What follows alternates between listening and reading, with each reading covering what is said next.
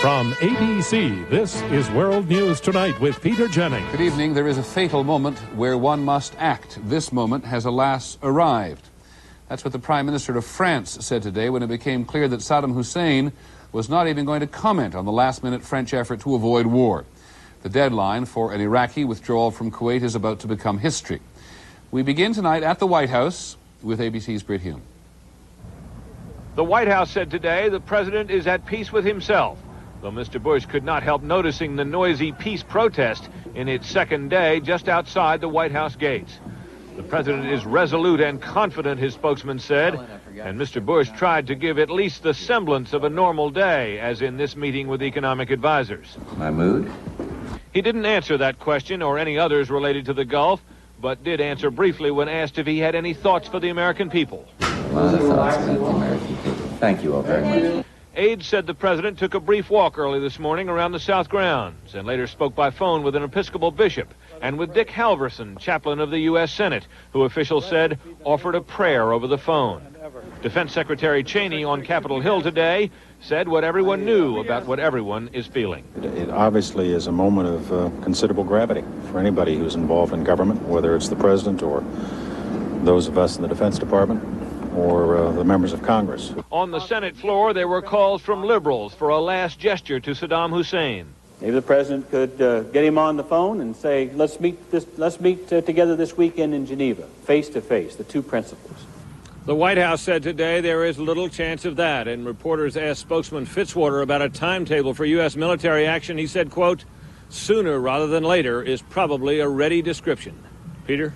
We've all heard the president criticized in more than one corner for rushing to war. Is there any wiggle room? Is there any time left for diplomacy as far as he's concerned?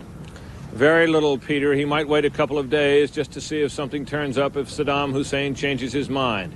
But he and his coalition partners, believing apparently they are writing the rules of a new era, have been very unyielding in this, and I don't expect much change on that now. Okay, Brit Hume of the White House, thank you very much. As we said at the outset, the last few diplomatic efforts, the French was the most visible, appear to have come to nothing. At least tonight, diplomacy seems to have been reduced to one last appeal to Saddam Hussein. Here's ABC's John McCarthy.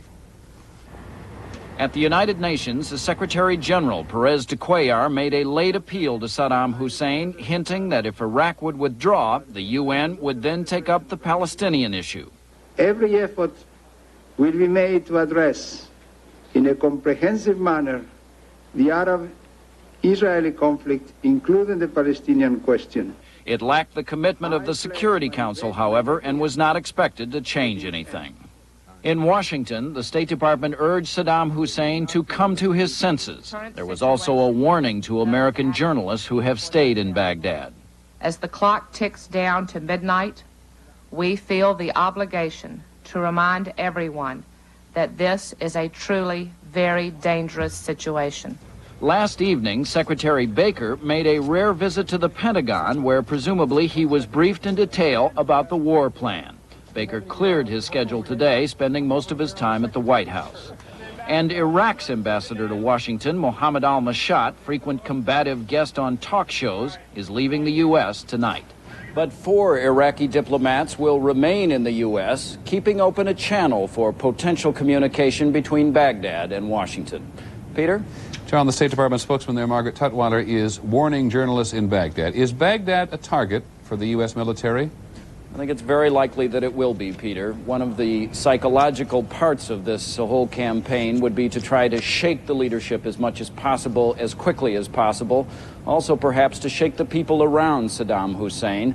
If there is a bombing campaign, I would be very surprised if Baghdad is not high on the list. Well, let me take you a step further. It's a city of 4 million people, most of whom don't have much say in their lives anyway. What would be the targets in Baghdad? Well, the targets would be where they suspect that Saddam Hussein is, and there are, of course, military headquarters and various complexes that might be used in communication to the front line. Those are the kinds of things they would go after. Have you been able to confirm at all some of the reports from Saddam Hussein, or at least some of the reports from Iraq, that the high command will move out of Baghdad?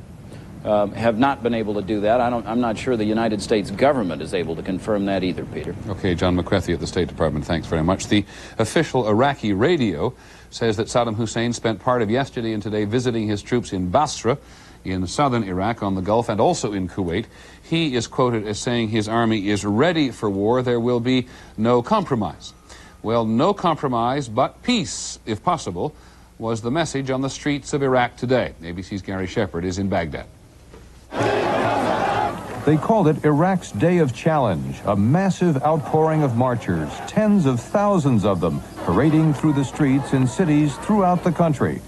The demonstrations organized by the government in support of Saddam Hussein and his refusal to withdraw from Kuwait. Schools were closed, so even youngsters could take part. They chanted slogans like "Down, Down, Bush" and "We love you, Saddam."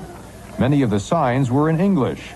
They burned replicas of the American flag and effigies of the American president.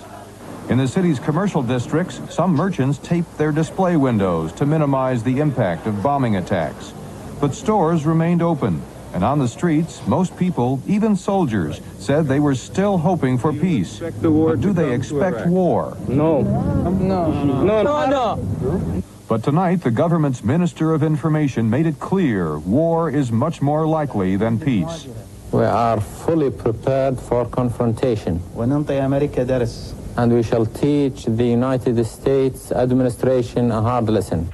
Late today, the last remaining French diplomats left here for Jordan by car. Tonight, the Iraqi army set up checkpoints at several places here in the capital looking for military deserters. Gary Shepard, ABC News, Baghdad. In a moment, the news of military preparations in the Gulf. We'll be back. This is World News Tonight with Peter Jennings. Brought to you by Jeep and Eagle.